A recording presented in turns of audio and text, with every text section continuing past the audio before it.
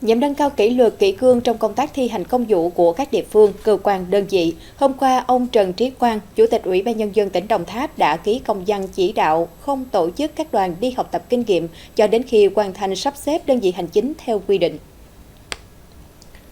Theo công văn, thời gian qua, các cơ quan truyền thông đã có nhiều thông tin phản ánh việc tổ chức đoàn học tập kinh nghiệm không mang lại hiệu quả, tốn kém kinh phí, gây dư luận không tốt trong giai đoạn sắp xếp, tinh gọn bộ máy. Chủ tịch Ủy ban Nhân dân tỉnh Đồng Tháp yêu cầu các sở ngành tỉnh, các đơn vị sự nghiệp công lập trực thuộc Ủy ban Nhân dân tỉnh, các doanh nghiệp có vốn nhà nước thuộc Ủy ban Nhân dân tỉnh, Ủy ban Nhân dân các huyện, thành phố tập trung chỉ đạo các đơn vị thực hiện tốt công tác thuộc phạm vi lĩnh vực quản lý, kinh doanh, không tổ chức các đoàn đi học tập kinh nghiệm cho đến khi hoàn thành việc sắp xếp các đơn vị hành chính theo quy định. Thủ trưởng các cơ quan đơn vị chịu trách nhiệm trước Ủy ban Nhân dân tỉnh nếu để cơ quan đơn vị trực thuộc vi phạm chỉ đạo tại công văn này.